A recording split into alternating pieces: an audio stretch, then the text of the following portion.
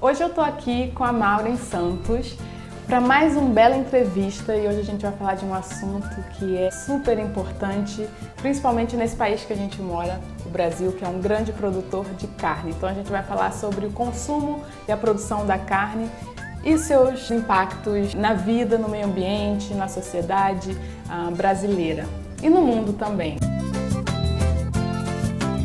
A Maureen Santos, ela é coordenadora de Justiça Socioambiental da Fundação Alemã Heinrich Böll, que publicou esse Atlas da Carne, que é incrível, maravilhoso, e eu, quando li, eu falei, gente, eu preciso falar com a pessoa que coordenou tudo isso, e a Maureen está aqui, para a gente poder aprofundar um pouco esse tema da carne, se baseando no Atlas. Muito obrigada. Eu que agradeço o convite, é uma felicidade estar aqui, estar falando com o seu público, que é sempre tão atento, né, para essas questões da alimentação. O que está por trás disso, que eu acho que é o Atlas que traz essa dimensão, né? Ainda que fale de carne, mas ele toca num tema que eu acho que é muito profundo, né? Que é a alimentação e o hábito alimentar, né? E a própria cadeia, né? O que é essa cadeia industrial? O que ela traz do ponto de vista de modelo mesmo de desenvolvimento, né? De escolhas políticas. Então é muito importante. E o melhor de tudo é que é gratuito. Exatamente. Né? Tanto a distribuição, as pessoas podem entrar lá no site da tem Fundação. Um e-mail, né, para fazer o pedido. Depois de trabalhar e publicar esse Atlas da Carne, você acredita que a gente consegue mudar o mundo assim através da alimentação?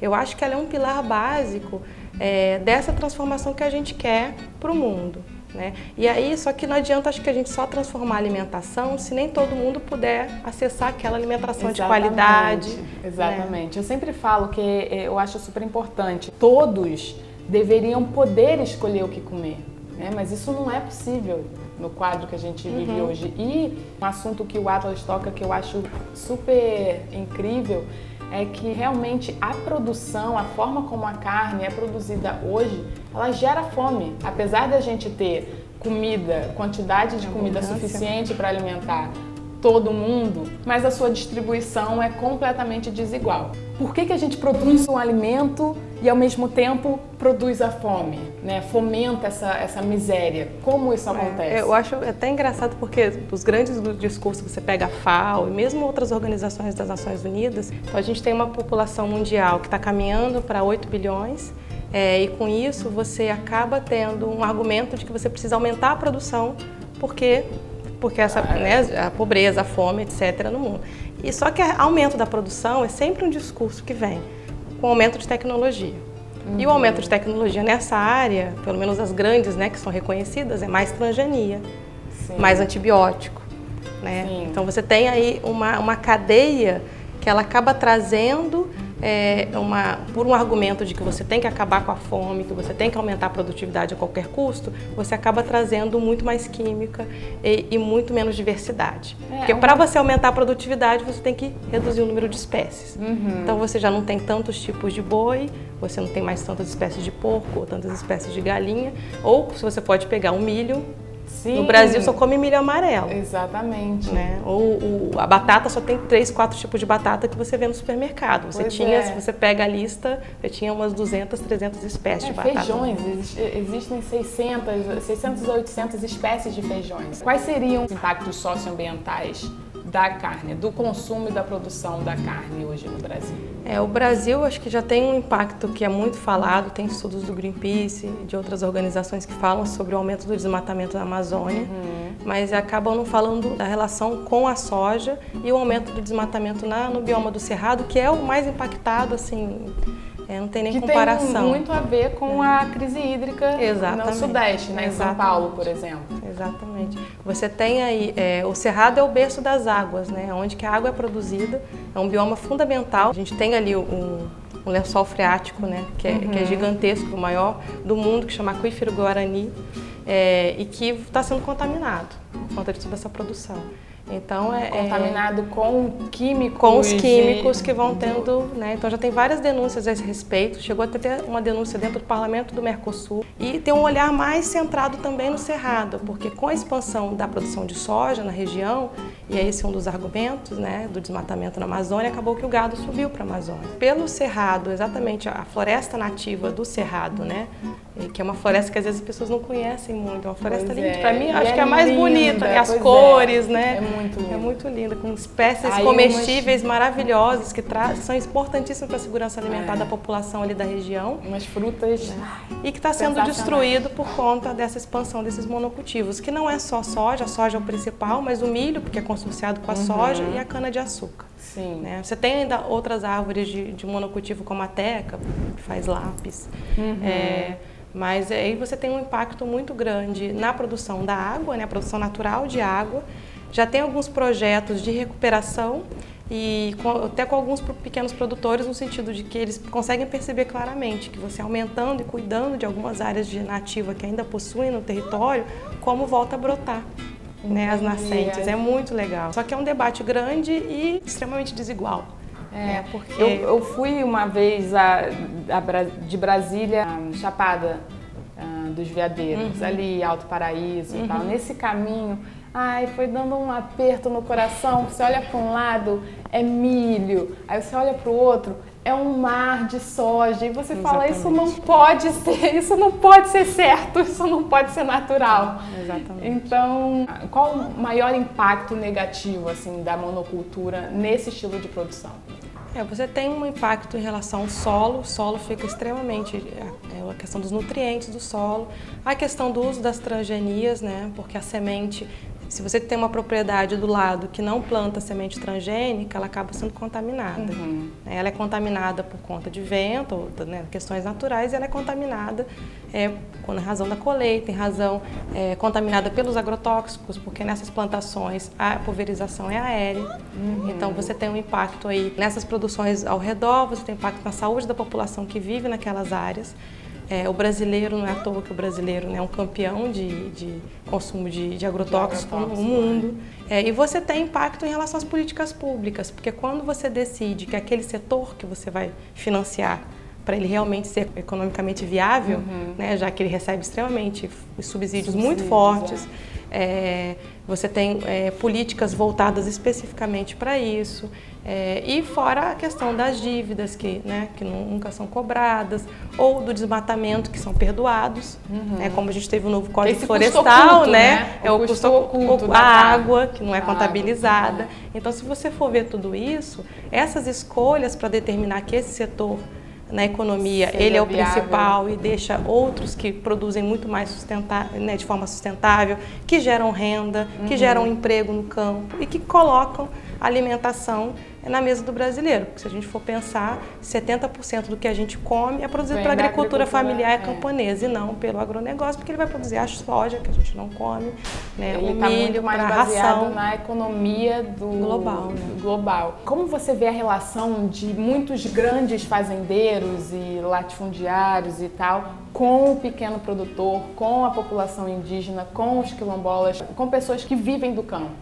É uma relação de extremo conflito, é um conflito permanente. Não é à toa que o Brasil ele é também um dos campeões do mal, né, digamos assim, campeões em relação a assassinato de ativistas e defensores de direitos humanos e de questões socioambientais. Você vê realmente assassinato de população indígena, quilombola, criminalização dos movimentos sociais, porque os movimentos do campo, né, acabam que as suas lutas naquela região e também pelo poder desigual, eles acabam sendo muito criminalizados.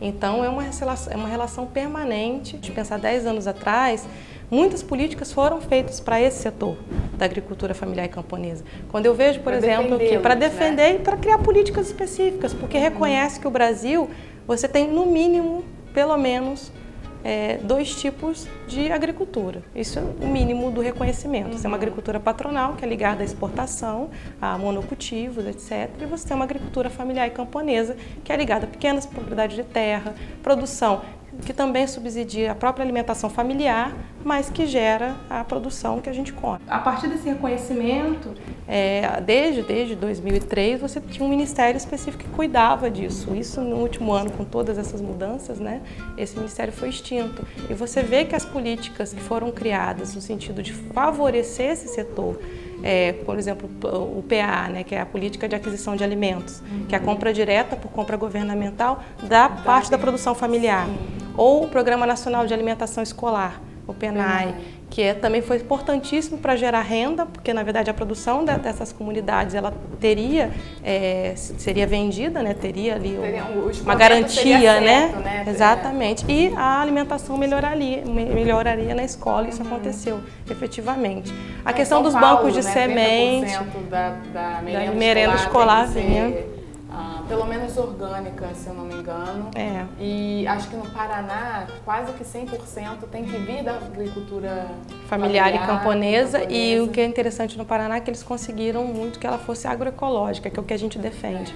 Né? Que a agroecologia ela é muito mais do que só a forma de você plantar, mas a forma que você se insere naquele ambiente. É um movimento político, né, de mudança, e que você combina, né, a proteção da água com a criação das abelhas, com a produção de fruta, com a produção de hortaliças. Então você tem aí um ambiente favorável para aquele ecossistema realmente poder sobreviver. Então salvar, né, essas políticas, garantir que elas se ampliem. A gente tem uma política nacional de agroecologia e produção orgânica, tem um plano, isso deveria ser implementado, porque é fundamental para você começar também a trazer outras opções. E a gente está vendo agora também como tem aumentado a comida processada, né? Com certeza. Obesidade, etc. Então trazer alimento de qualidade é fundamental. Para fazer o Atlas da Carne, você chegou aí a batedouros, foi à indústria, conversou com pequenos produtores, você foi pessoalmente a certos lugares? E se você foi, por exemplo, a batedouros, como você se sentiu? Não, dessa vez eu não fui a batedouros. Estive em Chapecó, deve ter uns 10 anos atrás, mas para a ave eu não recomendo. É uma experiência dolorosa, não só por a questão do cheiro, as péssimas condições de trabalho. E na cadeia do porco e do frango é desesperador, né? Você vê as péssimas condições que aqueles animais, né, que nascem, às vezes, aqui no Atlas tem um capítulo, às vezes 30, 50 centímetros, que aquele bicho ele fica naquela posição a vida inteira. Né? Então isso é muito duro. No caso bovino, como você tem um território muito grande que é ocupado, então você ainda não tem tanto confinamento, é diferente dos outros países. O bem-estar animal na produção bovina, talvez o gado tenha uma vida melhor. Um pouco melhor, né? O problema é o que ele está impactando. Mas o impacto ambiental é muito maior. Muito gigantesco. E uma vez confinando, talvez o impacto em relação à área desmatada e tal pode ser menor, mas o bem-estar animal vai para o espaço. Vai para o espaço completamente, né? Não, e aí vai começar a ser alimentado de ração. Né? Exatamente. Então aí você no repete. Brasil, a gente ainda consegue encontrar uma carne um pouco mais de qualidade, ainda que você, para aumentar a produtividade, você tenha esse uso de medicamentos, né? E condições que a gente vê que são complicadas. Falando de indústria, qual é o poder do marketing em relação à produção e o consumo da carne? Porque se as pessoas soubessem como a carne realmente é produzida, talvez elas não comessem a quantidade que elas consomem. Eu acho que tinha que vir um tag, assim, do lado de um pedaço de porco, sei lá, uma costela. Aí, igual o cigarro, e um tag, assim, do porco, a mãe porquinha com os porquinhos do lado de fora da gradinha, mamando, assim. Não sei, porque eu vejo que existe um distanciamento. O marketing, ele consegue transformar as coisas, né? Então, uma coisa que é péssima, em vários sentidos, ela fica maravilhosa e dá status também. A carne é símbolo de status. A carne tem marca agora. Isso acontece com muitos produtos ultraprocessados também, né? Eu falo muito disso que você falou, tinha que ter uma etiqueta, né?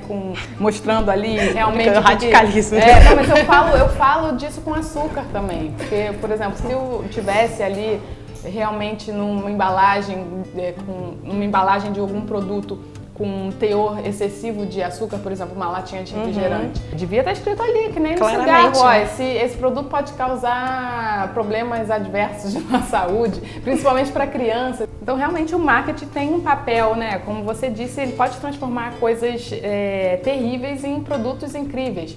Mas eu acredito que se tivesse, não só em relação ao bem-estar animal, ali a etiqueta com a foto do animal totalmente isolado e maltratado, mas também o impacto oculto que a carne tem, esse custo, né, que não está embutido no preço, né, no valor da carne, que é o consumo excessivo de água, o desmatamento, o assassinato de pessoas, de ativistas.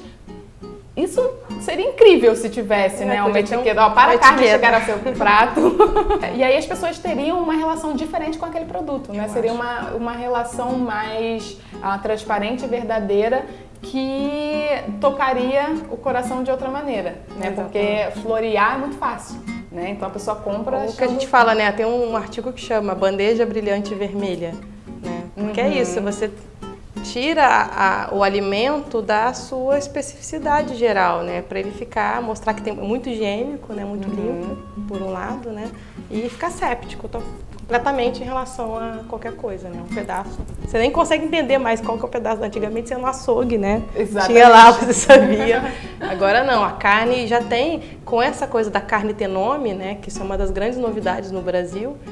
Acho que até no mundo, da carne ter marca, você acaba também, não, porque eu só como essa marca, né? O meu bife é assim, tá? Então isso é uma questão de status também que é criada, né? Você mudou sua alimentação depois desse... Então, reduzi muito o consumo de carne. Na época que a gente estava lançando, eu não conseguia nem comer. Eu já não comia frango praticamente. Frango é difícil você conseguir sem antibiótico. Você tem já algumas marcas que oferecem. Ainda é melhor do que a carne bovina, porque ainda não tem tanto, né? Mas ainda falta saber se realmente aquilo... às vezes não tem antibiótico, mas é confinado, come ração. Então tem aí uma relação Achar complicada. Uma realmente boa é criar sua galinha no quintal. Exatamente. Né? Então você tem aí uma relação. Mas tem pequenos produtores que você pode também nessas redes. Eu que tenho um dos artigos que fala do consumidor como coprodutor, que eu acho uma dimensão muito interessante, porque ele também se responsabiliza pelaquela produção. Ele garante a renda e é uma relação muito aberta entre quem está produzindo e quem está consumindo. Então e aí quando você fala de que medidas, né? Por isso que eu falo que são medidas de longo prazo. Talvez eu não sei nem se eu vou ver na minha vida. Mas eu realmente espero que meu filho possa voltar para mercados locais. Que ele possa ter circuitos curtos, porque a cadeia também tem um gasto absurdo de emissões, não só por conta do transporte. Então são distâncias absurdas para você poder levar, né, distribuir aquele alimento. Claro que para lugares onde você não tem acesso é importante, mas você não precisa de comer o sal do Himalaia ou, né, ou então o carneiro que é cortado, né, só à meia-noite na Turquia. Então tem uma relação também do marketing, né, do que essas alimentações, essas culturas trazem, que acho que a gente tem que repensar isso. Com certeza. É valorizar o que a gente tem por perto, até porque o frescor, os nutrientes, e a relação que você tem com quem produz sua comida é muito importante. E é muito diferente quando você compra de alguém que você pode... Nossa, mas sei lá, essa Sauropronob está tão bonitinha, ela está tão carnuda. Que você começa a entender mais a natureza, né? Porque acho que um dos efeitos colaterais, né, da industrialização foi esse distanciamento do homem com a natureza. A gente não tá nem aí, você falou exatamente, a gente quer comprar aquela carne ali totalmente asséptica para levar para casa e não esquecer completamente como ela chegou até aqui. Então, não sei se você quer falar mais alguma coisa que você acha super importante. Eu acho só uma conexão que tem sobre essa coisa do marketing com a discussão do marketing verde, né, do greenwashing, que eu acho que é fundamental. Você até trouxe um livro aqui. Eu trouxe outro para falar também, que tem a ver... Crítica à Economia Verde. Esse livro, ele traz, assim, acho que diversos exemplos em diversas áreas, mostrando como a economia verde, da forma como ela está sendo trazida, ela acaba fazendo um business as usual. Né? Você deixa, na verdade, tudo bem, a questão dos combustíveis fósseis, né?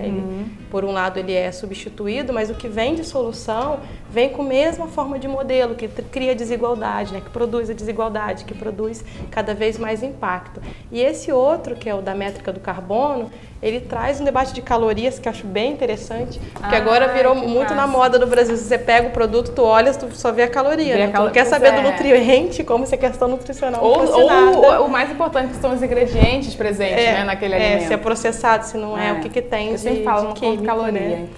Então é muito mas é isso. E aí, nesse capítulo da caloria é interessante porque ele acaba trazendo uma relação com o debate atual sobre carbono. Né? Porque agora também o carbono virou tanto essa estratégia de marketing que você faz faz um programa seu, é carbono zero.